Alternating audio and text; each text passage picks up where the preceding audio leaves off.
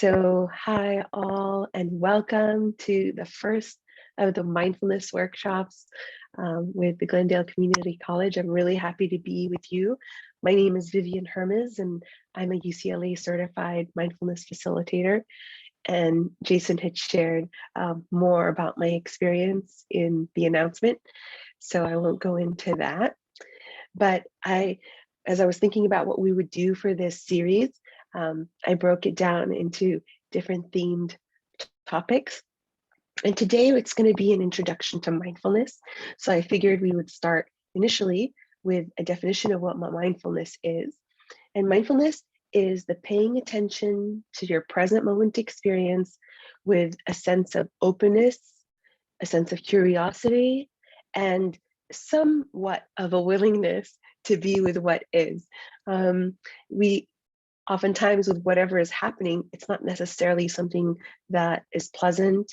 So it's not so much, a willingness to embrace, but can I be here with it, whatever that it is, regardless of its valence, whether it's pleasant, unpleasant, or outright unbearable.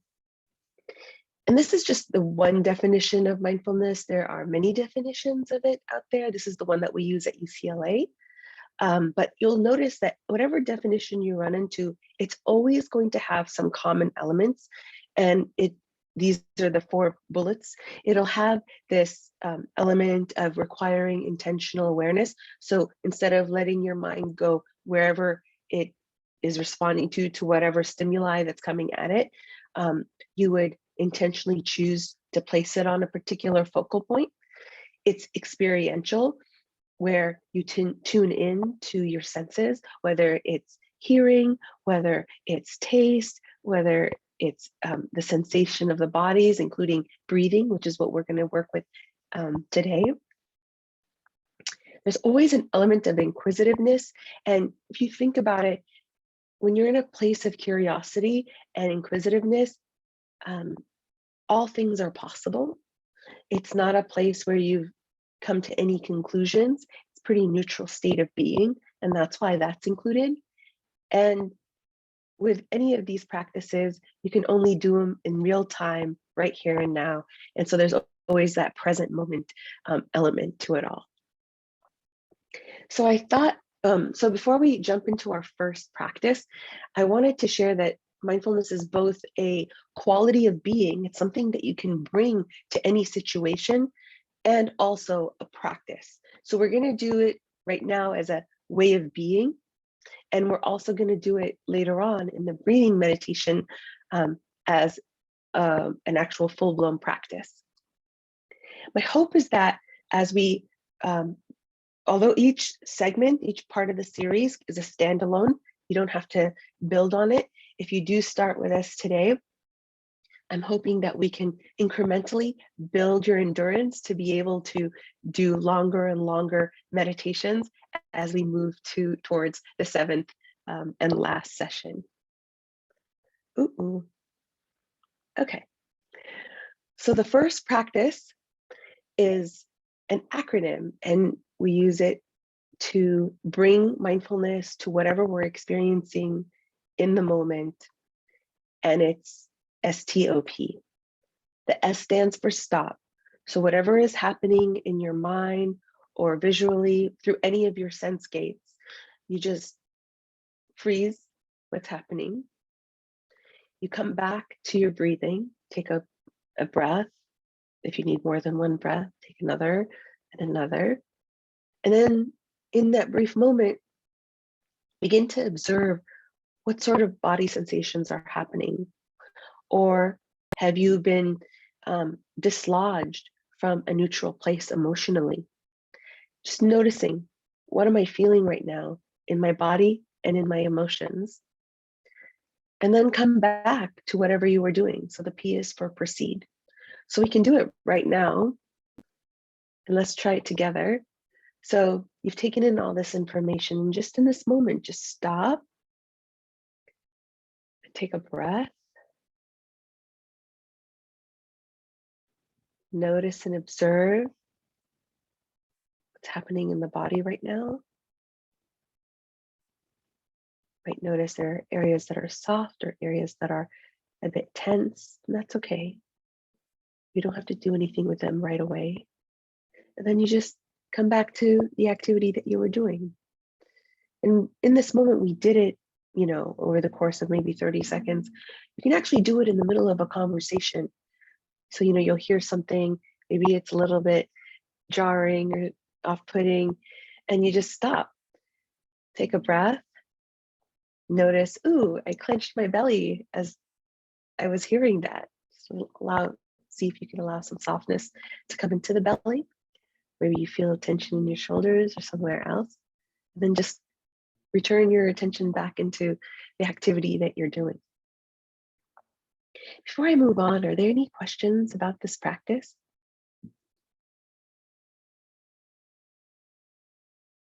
Okay.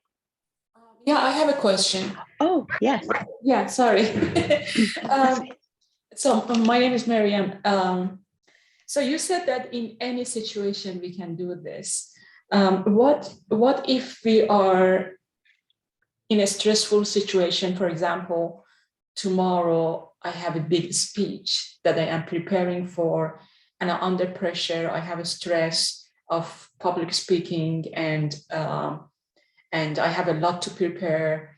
And then to escape that pressure, I go to what calms me down. So the coping mechanism that I have chosen, for example, I go to eat, or I go to my Instagram pages and I scroll different dances that I see and I enjoy.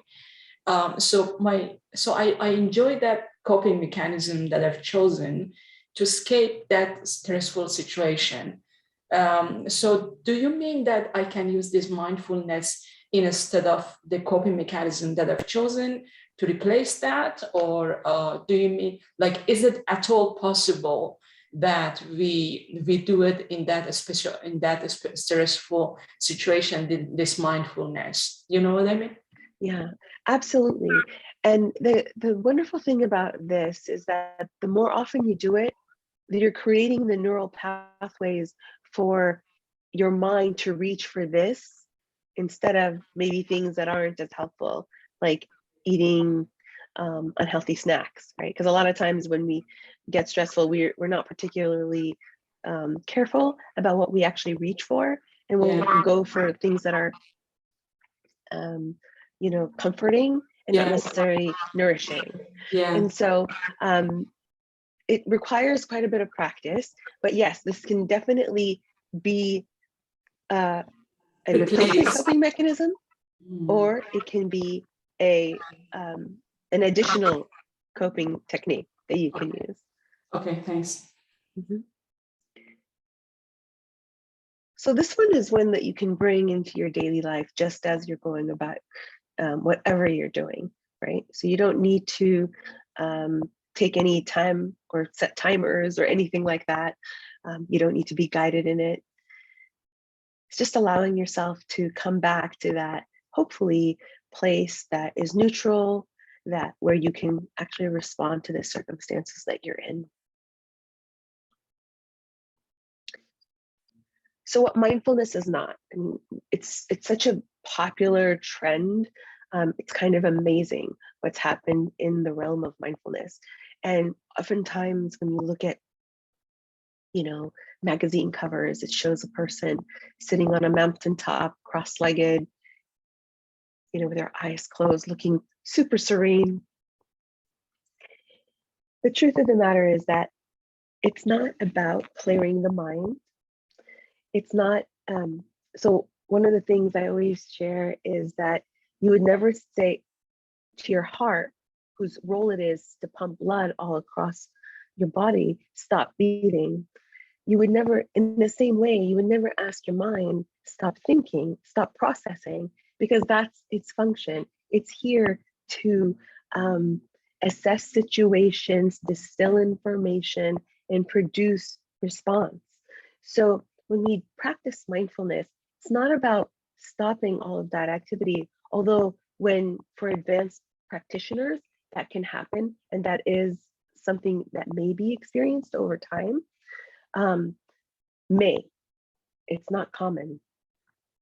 But really what happens more so is that it's a matter of where we put our awareness.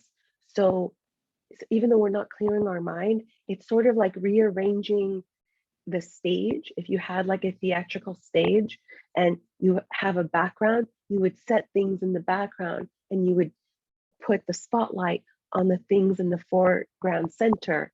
And this would be whatever your focal point for your meditation would be. So if it was eating meditation, it would be the food, and you would set back any thoughts or ideas about, or cares or worries or plans that you might be having. Really focus on that more. So we'll go into that next time we meet. It's also not about being on autopilot. The mind is, a very efficient organ. And when it decides that, hey, I figured this out, it'll automatically switch to autopilot so that it can reserve energy and reserve resources. And so because we're putting our awareness so strongly and so intensely on a focal point, we're not allowing the mind to default to autopilot. And when we catch it, that it's an autopilot, we bring it back to the focal point. It's also not necessarily about relaxation. This kind of refers back to the definition of mindfulness. Relaxation might be one of the side benefits that you might get from practicing mindfulness. But at the same time, it's not a be-all, end-all effect, because a lot of times when we open ourselves in a mindful way to our experience, sometimes what we experience can be unpleasant, and it might initially create some tension within us because maybe we've been suppressing it for a very long time, and now we're opening up to that experience. So that's just one example, but in many different ways, the body might not necessarily experience relaxation, especially when we first begin to practice.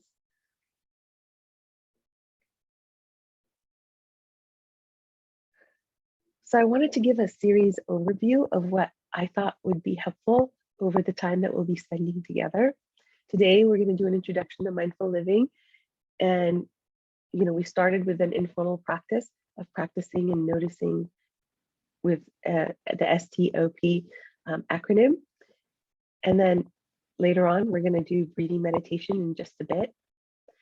Next time we meet, we're going to work with eating meditation. So for that, each of us bring I usually, when I do it in person, I bring the grapes, but I invite you to bring a single ingredient food. So raisin, grape, blueberry, strawberry. You can even bring a drumstick, and we'll work with food or anything in between, anything that you think. Still bring something that is like heavily processed, that you can't really delve deep into all of its ingredients. The following meeting, on the third meeting, we'll be working with pain and working with practices that help us manage pain in a mindful way. We're going to try and induce pain in ourselves by using an ice cube. So bring an ice cube for that. Then we're going to shift into mindfulness of emotions and how to bring that awareness and that attentiveness to the feeling space. In May, we're going to start working with thoughts, because thoughts can be pretty sticky and hard to break away. Like oftentimes, we don't really need convincing of the things we think, but oftentimes when we're interacting with someone and they bring up their own thinking, we're like, oh, like what proof do you have for that? And oftentimes we don't put ourselves to that bar.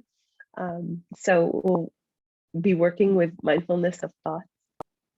And then in May, at the end of May, we're going to be working with restful states and how to drop into different restful states. A lot of times we think that rest is something that we have to give space to, give time to, but really we can access restful experience just as we're moving about our daily lives.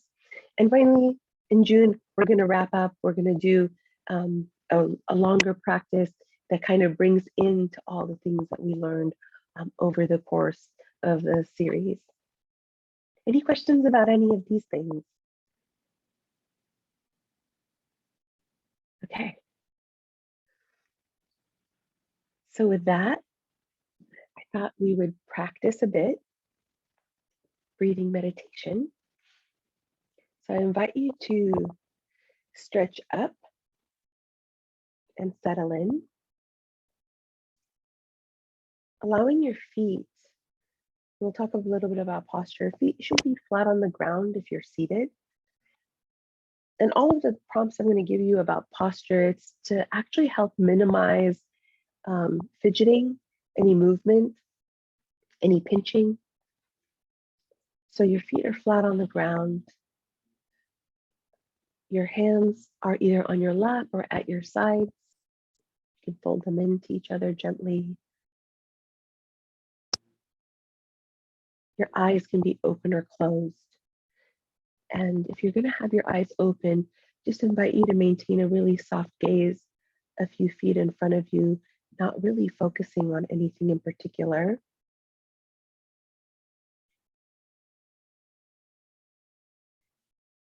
Might even want to tuck in your chin a little bit. And notice if your ears are parallel to your shoulders. A lot of us have a slouchy posture due to our work in front of computers. So taking this time to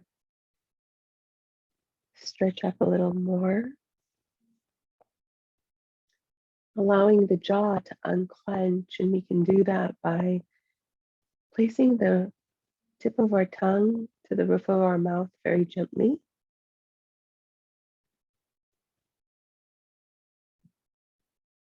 From here, just start to notice the body, how it feels.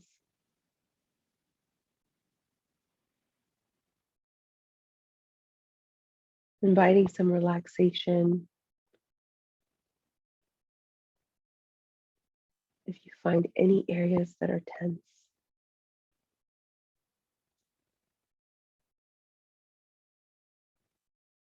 you can do that by taking a deep breath and sending the breath to that area that you feel the tension.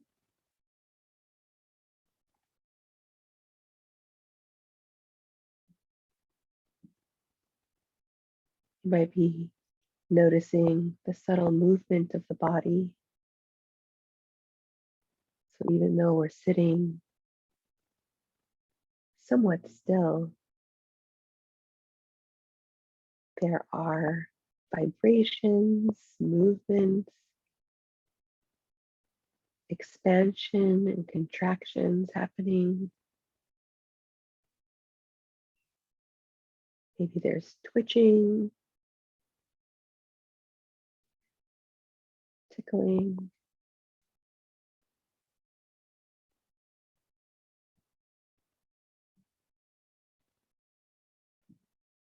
Really just opening up to wherever the mind notices something's happening in this body right now.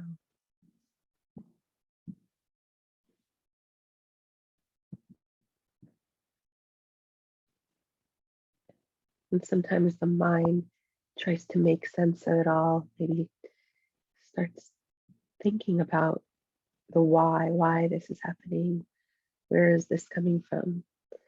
And setting that aside for this time and really giving in to the sensations, bringing in that curiosity and that openness.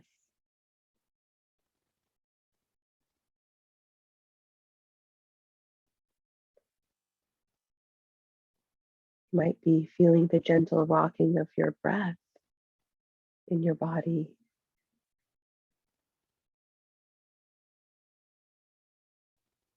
Maybe you're noticing the expansion and contraction of the belly.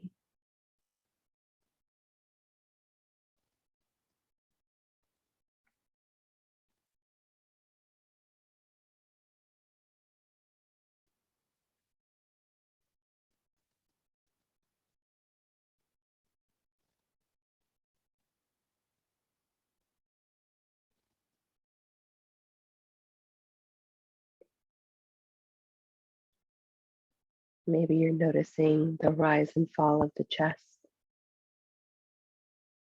with each in-breath and out-breath.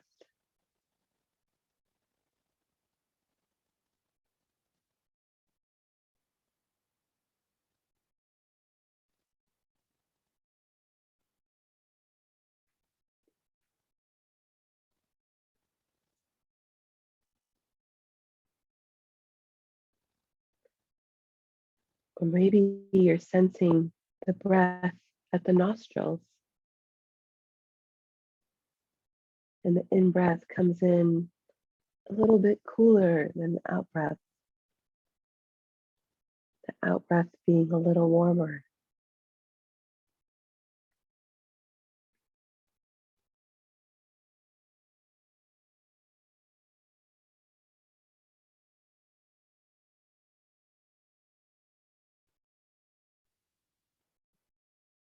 So I invite you now to start by choosing one of these places to offer your awareness, either at the belly, at the chest, or at the nostrils. They're all equally good. And if you have more than one place competing for your attention, you can just pick one. And if none of them seem particularly strong, you might want to take a few deep breaths and noticing where your attention naturally goes in experiencing the breath.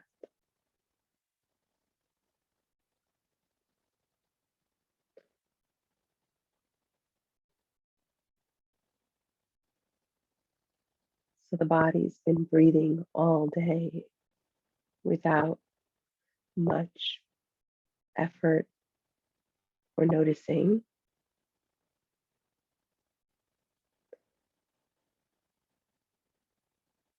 So here we're just partnering our attention to how it's breathing and where it's breathing.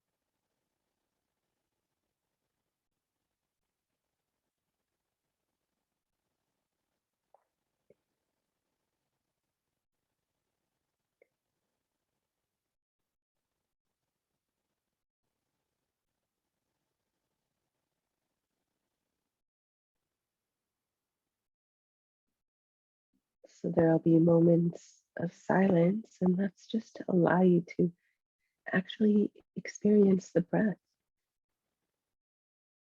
without having to process the prompts and the words.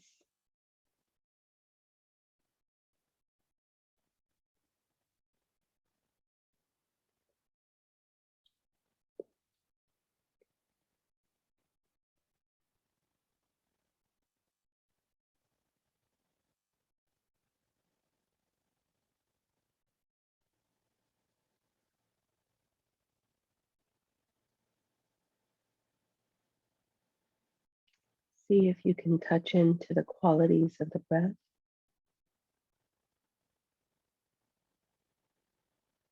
Is it fast or is it slow? Is it deep or is it shallow?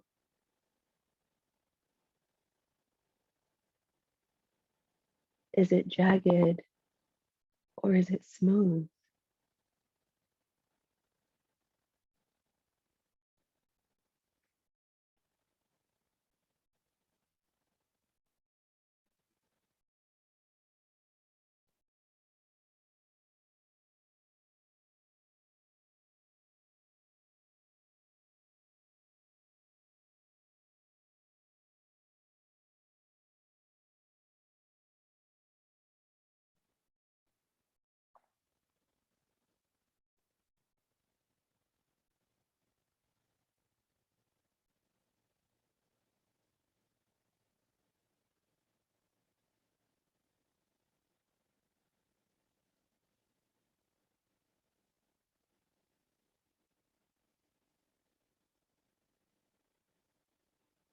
You might even notice that the breath has different parts to it. So there's the in breath, It rises up, and there's a pause, and the breath turns and becomes the out breath, and that rises and fades away. Then there's a pause.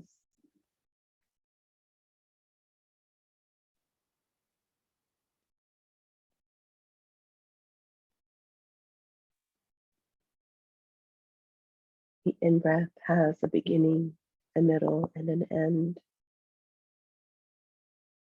The out-breath has a beginning, a middle, and an end.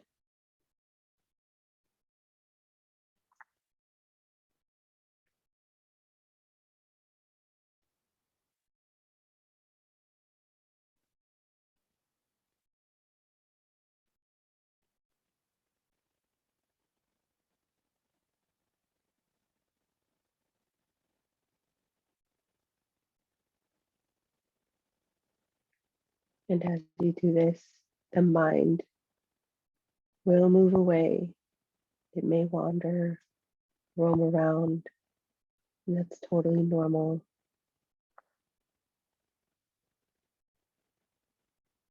So the moment that you notice that it's moved away, it's actually a moment of mindfulness.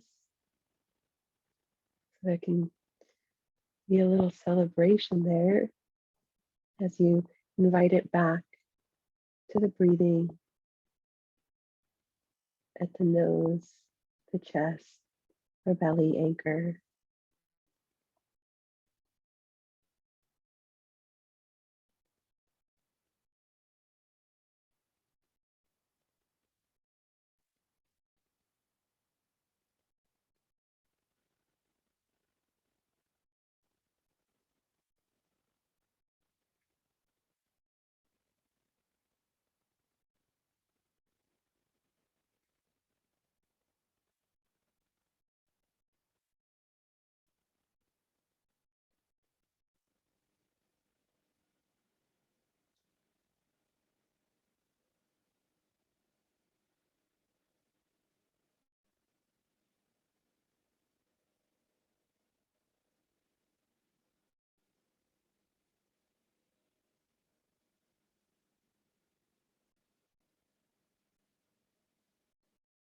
Other ways to note the breathing.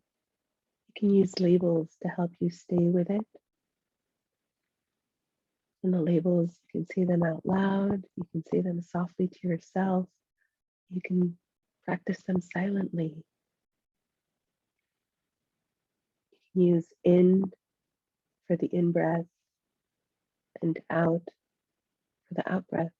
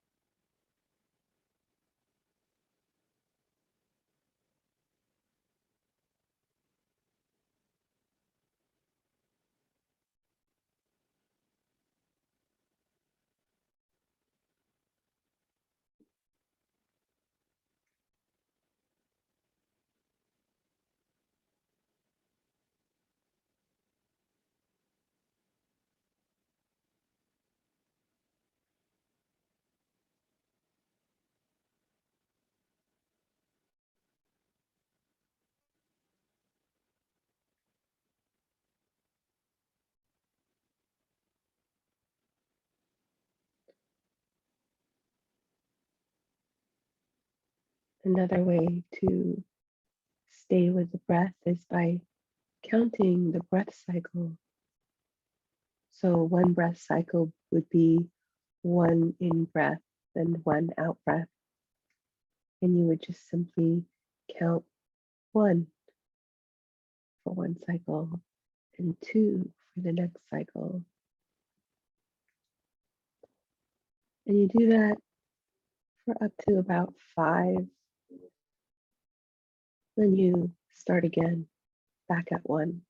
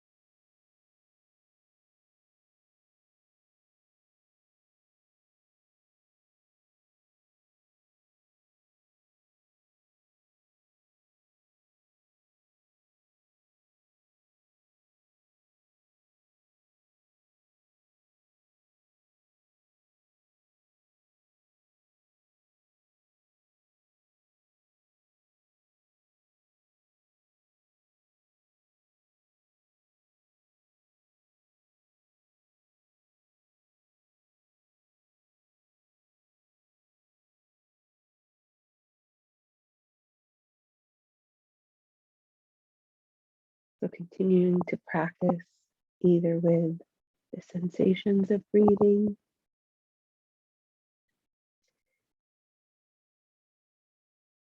just noticing where you're feeling it in that area of focal point, the nose, the chest, or the belly.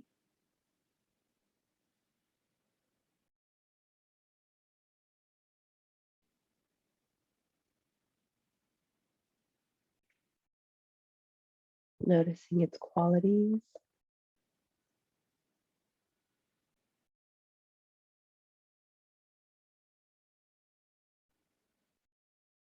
using labels of in and out,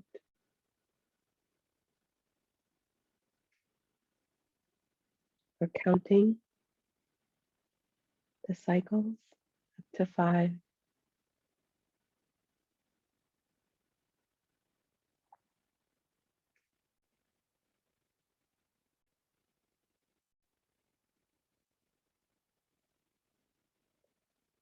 Practice this in silence, just to give you an opportunity to see, what does the mind do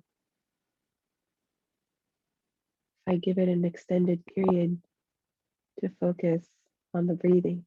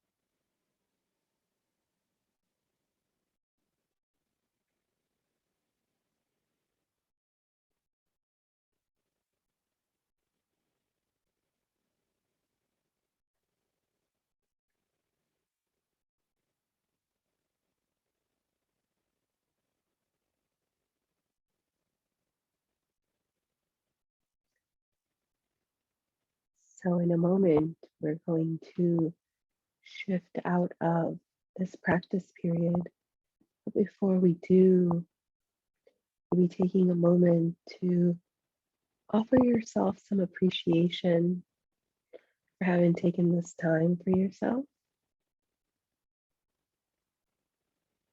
Even offering yourself a smile.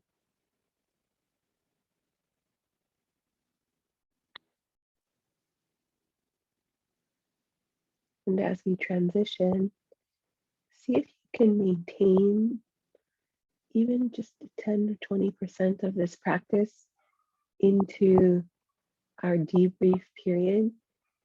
Keep it close.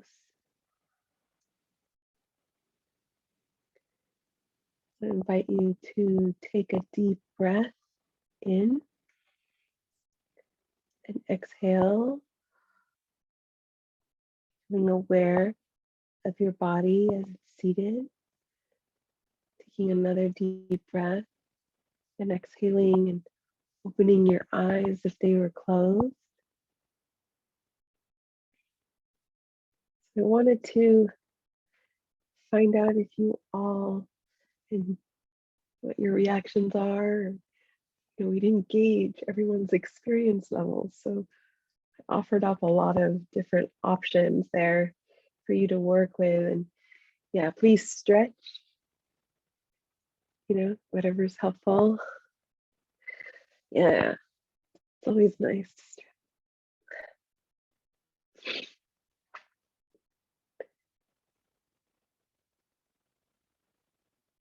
So what was that like for everyone?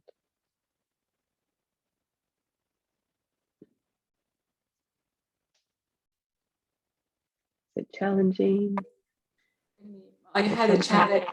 I had a challenge of my thoughts and the works that I have to do right now. So I couldn't tolerate and I started my emails. Sorry. Oh no. I couldn't stop thinking about them. Like anytime I wanted to breathe and I was thinking, oh my God, I didn't do this email. I didn't do that email. So this is what happens a lot of times when we attempt to begin to offer our awareness. The mind wants to override, right? Because it's like, that's not, I'm not prioritizing that. And a lot of in traditional spaces, they call that the monkey mind. So it's actually what we all experience. The and one of the things with mindfulness is it you trying to be with that pain point, meeting that edge that it's wanting you to go into that direction, being able to bring it back and be like, that will be there too in 3 minutes. It'll still be there, right? Yeah. I can be here for myself in this time. So that's what's helpful with that. It's very common what happened to you. It's actually, I mean, by a show of hands of the people that are on camera, how many people's minds wandered at least once? How many people, keep your hands up if it wandered more than 5 times? More than 10. Yeah. Yeah. That's the challenge. But it's kind of like, if you think of it, we talk about reps in physical fitness. The more reps you do, you build a tolerance for more reps and more sets. This is that. So the more often you do these practices, the more you build that ability to be with um, and kind of hold off that inclination to jump back into whatever you were doing. Because you want to be able to not just be reactive with your mind. I mean, reactive is great if we're walking, trying to cross the street and the car comes. I think I've given this example, and you don't want to sit there and be, oh, like, how fast is that car really going? Should I really jump this? Should I be so overreactive? No, because you want to have that reaction. You want the mind to do that and to go into that auto space where it just like removes you out of the zone of danger. But when we're talking about like in a moment where a response is needed and where you want to come into it from a place of really not feeling hemmed in, but really being able to see it more with a wider lens, it's really helpful to have these practices in your toolkit. So any questions? Anybody want to share their experience? No. Yeah, and I tried to offer, oh yeah, please.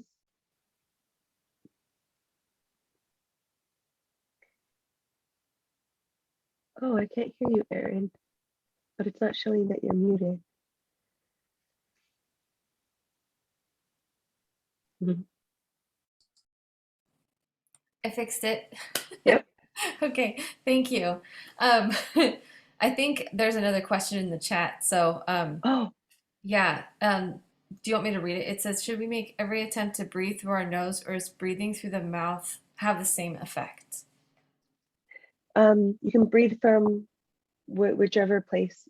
Like, I don't know if you can hear me, I'm a little bit stuffy. So nose might not be accessible all the time. So Yeah. definitely through the mouth is fine. The most important piece is where you're putting your attention and how you're experiencing the breathing. So if you're experiencing it at the nostrils, yeah, your focus would be there.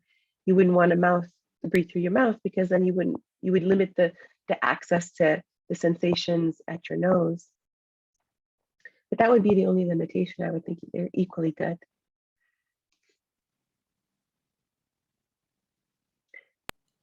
Yes. I was just going to mention also, Miriam, that I have those thoughts a lot too. And even when I'm not practicing mindfulness, right? If I'm in a meeting with somebody else, or if I'm actually like trying to listen to a conversation.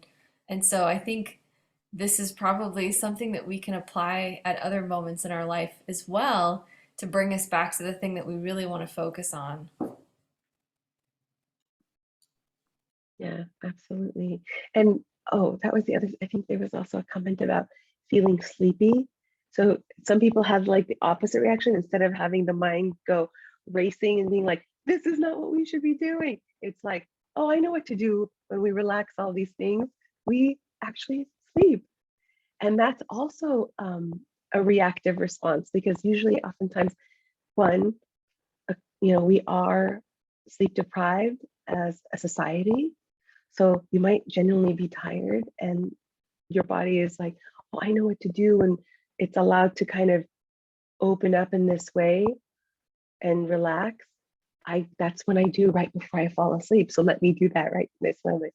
So these are reactions, right? So if you do start feeling sleepy as we do these techniques, I invite you to take a few more deep breaths. You can also do the practice standing up. That's also helpful in helping, because you'll twitch if you start feeling that. It doesn't stop you from feeling sleepy, but you'll catch it a little earlier. Excuse me. Yeah, that's the other thing. So thank you for sharing that. Someone shared that they started yawning. So a lot of things that you'll experience as you practice is there'll be yawning. There might be gurgling. You start feeling gurgling in your belly. You might even feel like little twitches and movements. And actually, there's a lot of micro muscle groups that are pretty tense. So as you start doing these practices, you start to release. And as they release, other body functions start doing. So there's also like burping and farting and things like that do happen. So please be gentle with each other and with yourself if you do experience these things. Yeah. Okay. So anybody else? And Aaron, thank you for directing me to the chat.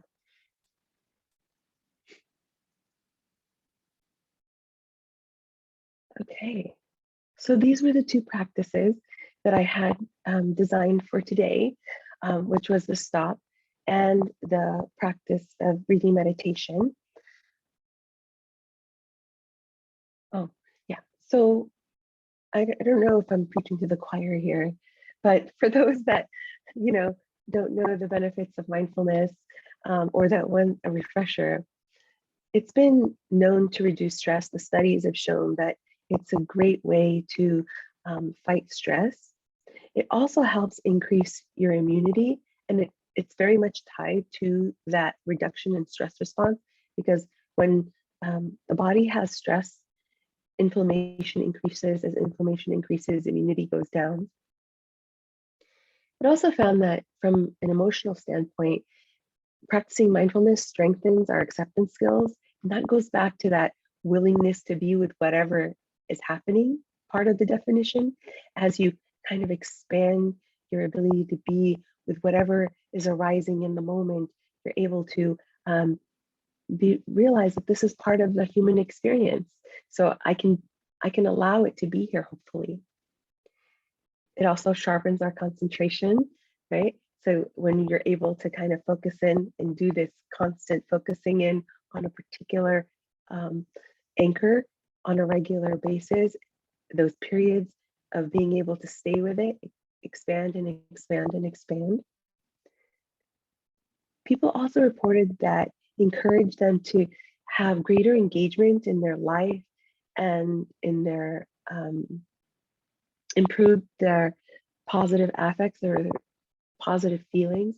And I think that's one of the things that was most surprising, that even though you're allowing the pleasant and the unpleasant to be here, the fact that you can create that kind of large container for all your human experience allows you to really have a positive outlook on whatever is happening. And in general, people have reported improved satisfaction with their life and the quality of their life. So I just wanted to share some of those highlights. I don't really delve too much. We won't go into the science of it. If you all are interested, we can talk about that. I'm happy to talk about the studies. Like one of my favorite studies, actually, what they found in long-term meditators. So it's not like, people that are doing it kind of, 5 minutes here and there. But everybody needs to start somewhere, right? But for these long-term meditators that have put in 10,000 meditation hours and more, they found that the gray matter in their brain was thicker. And that's one of the things that as we age, we actually lose the gray matter. They also found that the ends of the DNAs, they're called telomeres, they're capped. And as we age, those extensions, the telomeres that are on the end of our DNA start to shrink. It's just part of aging and the breakdown that happens as we age. Well, they found out that people of these extended meditators, they had telomeres on their DNA samples that were the equivalent of they were like 60, 70 years old, but they looked like telomeres of people that were 25 years old. So, and those telomeres are actually what protect the DNA from breaking down and mutating. So it actually fights aging as well in a lot of ways. So there's lots of studies out there that are so interesting. I wanted to share so I teach at UCLA, and our community is the UCLA Mindful Awareness Research Center. It's in the Semel Institute of Neuroscience. And we have tons of meditations. I have the link right there, uclahealth.org/MARC/audio, which is AUDIO. We've recorded sessions in multiple languages. We have it in Spanish. We have it even in American Sign Language. So I invite you to check it out. Check out those audio. Obviously, the sign language is videos, but we also have the UCLA Mindful App. And I want to direct you to these two because if you want to continue, or if you want a resource and as something to do on a daily basis, I don't like saying homework, but if you want to do some home practice over the course of the time before we meet again to kind of build that rep ability, please check out the UCLA Mindful App. It's available for Android and Apple, and it's free. Of course, everything on the website is also free. And Insight Timer is another really great app that's also free. And it has tons and tons of meditations. You can set an actual timer and you can, what do you call it? It like choose from different bells that'll ring. They can ring at different intervals to kind of bring you back. So it's just I thought Insight Timer, and of course they have guided meditations on Insight Timer too, but I wanted to offer these resources because they are at no cost and they are wonderful. So any questions about those? I have a question. Mm-hmm. Have you heard of Headspace? I have, yes, and I've used it before, yeah. Oh, okay, because it's offered also under our our health plan for Oh, people that's that wonderful. mental evolution under Blue Shield. So I contacted them and they offered it as part of our plan. So I just wanted to know, it's a good program, right? I mean, I've tried it and Yeah. And they also offer, Headspace also offers different meditations for different things, as well as different time intervals. Like, so if let's say you only have like, 5 minutes, they have short meditations to even longer meditations. Yeah.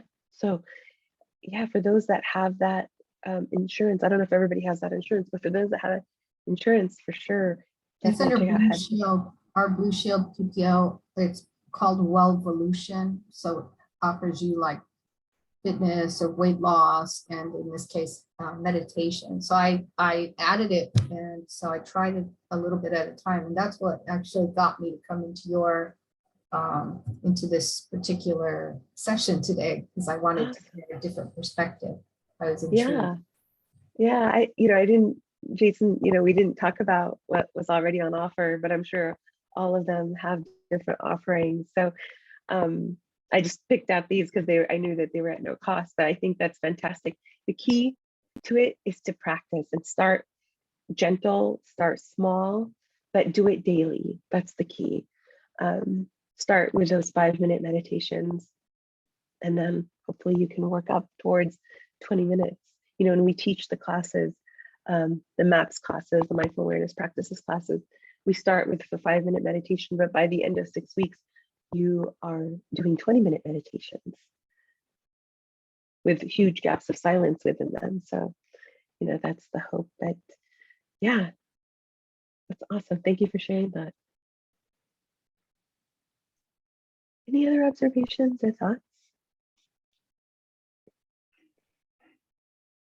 Vivian, Okay. I think that what the program that you've put together for us is awesome. Oh, These resources, I know there is some other resources, but if you're okay, can I share these with like when I send out my little blurb yeah. for, okay.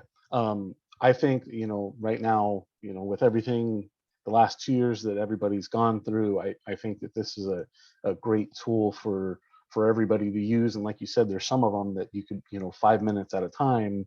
I think sometimes 5 minutes is, all people need to kind of get you back into where you need to be. So I'm really looking forward to this workshop series. I'm really excited about it, and I think you've put together a great program for us. So I wanted to thank you for that. Thank you very much. I'm excited to be here. It's going to be fun. Good. And next week, we'll talk about, not, I keep on saying next week, but it's really the next time we meet, we'll be talking about eating meditation and how to bring this kind of awareness and this sort of practice to the act of eating. So, that I hope that will be, and I'm, what I've picked out for the course series is things that you can bring into your daily life just as it is, that you don't have to shift anything around. So yeah, I invite you to practice stop. So for those that may have come late, stop is stop. Let me go back to the first one. Stop, take a breath or two. Observe. Observe means not like look, but more look inward, right? Notice what you're feeling, and then come back to the activity that you're doing. And I look forward to seeing you all again later Well, this thank you month. very much. Thank you very much. Let me see. There's a couple more things in the chat here. Oh, let's see. Okay, there's Aaron just mentioned that Calm is also mentioned offered with Kaiser, or at least it was at the beginning of the pandemic. I don't know if it still is. Yeah, I think it is. Okay, well, that's great. Like, seriously, thank you very much. Yeah. We're out of time. I know some people need to go teach classes and get back to work. So thank you very much. And I'll have this up on our wellness website again, probably next week, after I get all the recordings for this week for the other activities, and away we go. And we'll see you in a couple weeks, right? The 23rd of March. Yes. Okay. And Have a I'll send beautiful. out all the blurbs and everything, all the advertisement for it and everything. And if you can give me that little thing that I can talk about for the eating, Yes. and I'll send that out. Okay. So I'll get thank you that everybody to you. for coming. Thank you. Take Bye-bye. care, all. Bye. Awesome. Yay. I wanted to ask. Oh, we're still recording. Oops. Oh, let me stop recording.